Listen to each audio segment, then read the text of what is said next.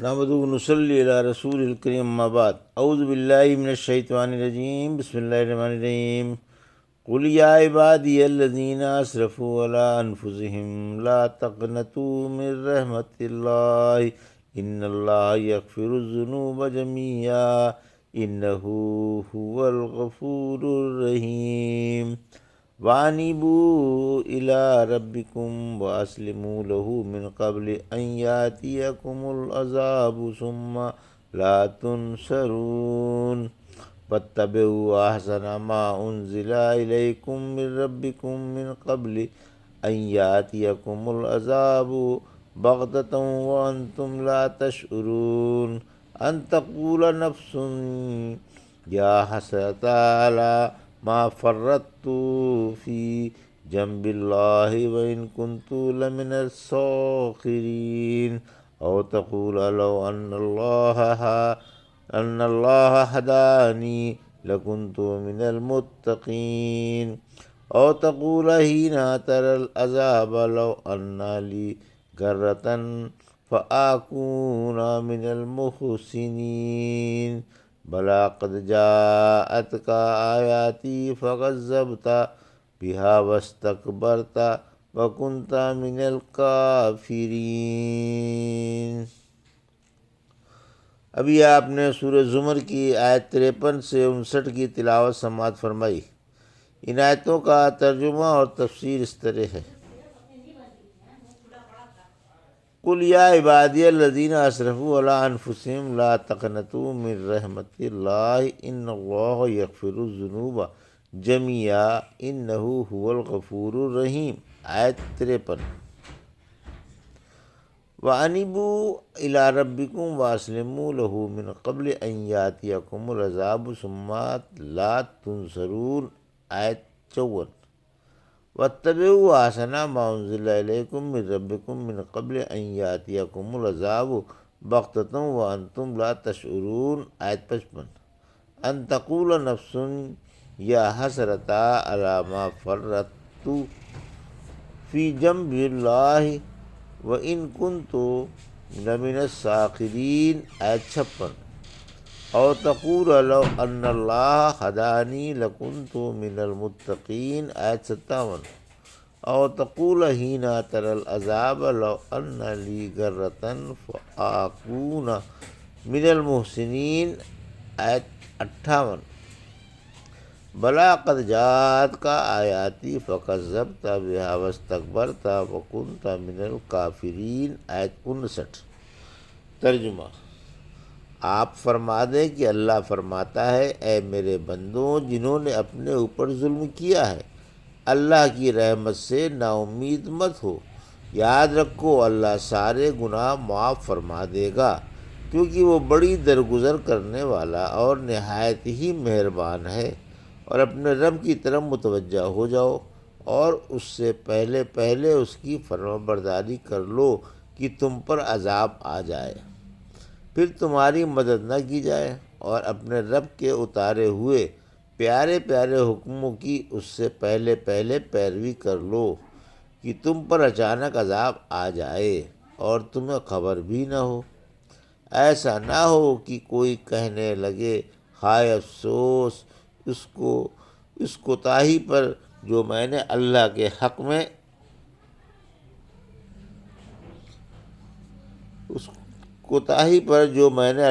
حق میں کی، یقیناً میں بھی مذاق اڑانے والوں میں سے تھا۔ یا یہ کہنے لگے کہ اگر اللہ مجھے ہدایت کرتا تو میں بھی پرہیزگاروں میں سے ہوتا۔ یا عذاب دیکھنے کے بعد کہنے لگے، کاش میں پھر دنیا میں جا سکوں تاکہ مخلص بن جاؤں۔ نہیں، بلکہ تیرے پاس میری نشانیاں آئیں، مگر تو نے انہیں نہ مانا اور جھٹلا دیا اور غرور کیا، اور تو انکار کرنے والوں میں سے تھا۔ یہ تھا ترجمہ سورہ زمر کی آیت 53 سے 59 کا تفسیر۔ آیت 53 توبہ کی دعوت۔ اس آیت میں تمام نافرمانوں اور کافروں اور غیر کافروں کے لیے ایک عام دعوت ہے۔ کہ اب بھی وقت ہے توبہ کر لیں اور اپنی موجودہ حرکتوں سے باز آ کر اللہ کی طرف آ جائیں، اور یہ بشارت ہے کہ اللہ توبہ سے کفر و شرک اور ہر قسم کے گناہ معاف فرما دیتا ہے، بشرط یہ کہ کوئی سچے دل سے توبہ کرنے کے بعد پاک زندگی بسر کرنے کا ارادہ کر لے، خواہ گناہ سمندر کے جھاگ کے برابر اور پہاڑ جیسے کیوں نہ ہو۔ اس آیت کو بلا توبہ والے گناہوں پر محمول نہیں کرنا چاہیے، کیونکہ اللہ بلا توبہ صرف شرک نہیں بخشتا۔ ابن عباس فرماتے ہیں مشرک نے کثرت سے ناحق قتل کیے تھے،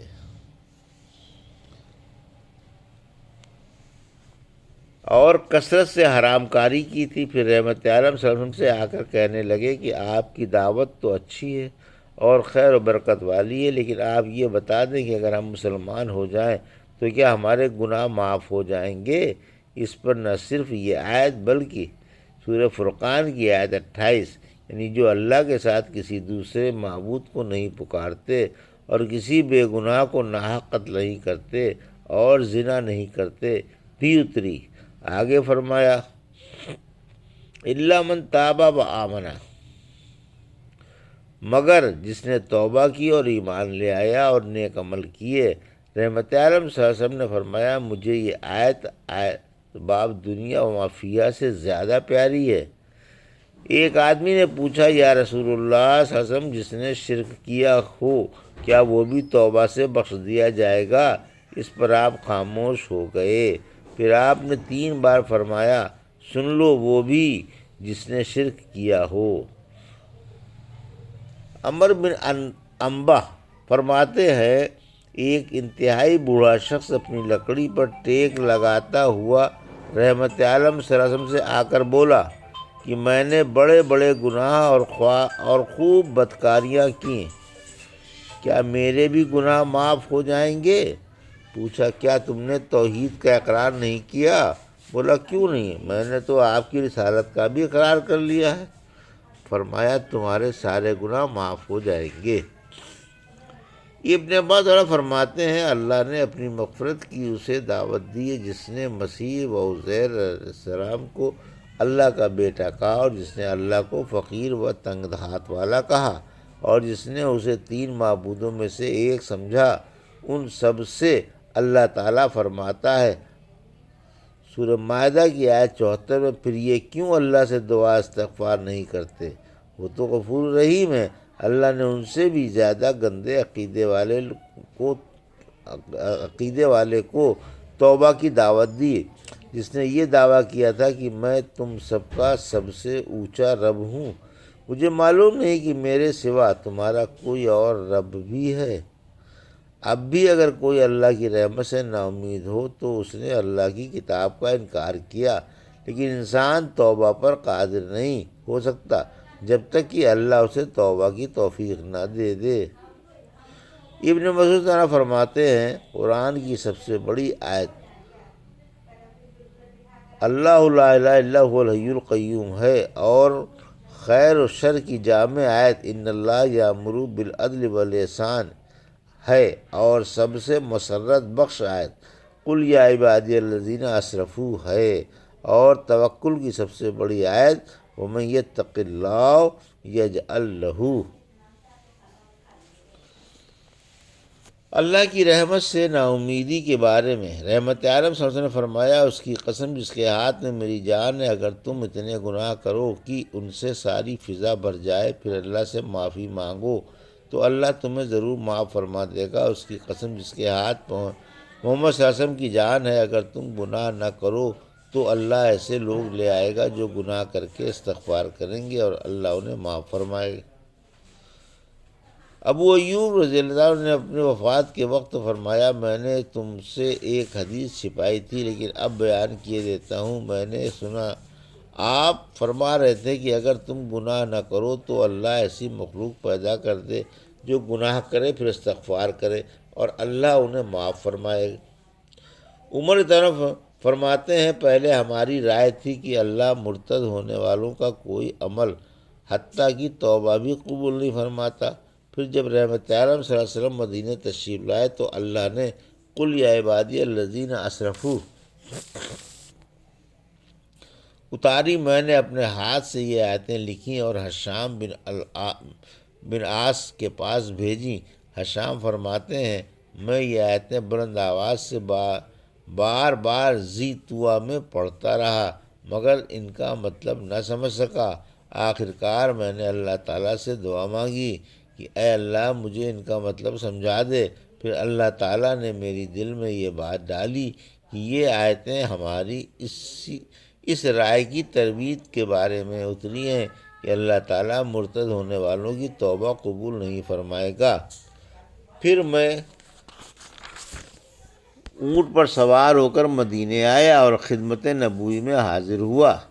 آیت 54-55 نیک عمل اور توبہ میں جلدی۔ توبہ میں جلدی کرنے کی ترغیب ہے، یعنی اگر گناہ ہو جائے تو فوراً اللہ کی طرف متوجہ ہو جاؤ اور عذاب آنے سے پہلے اس سے معافی مانگ لو اور پرخلوص توبہ کر لو اور نیک عملوں میں سرگرم ہو جاؤ۔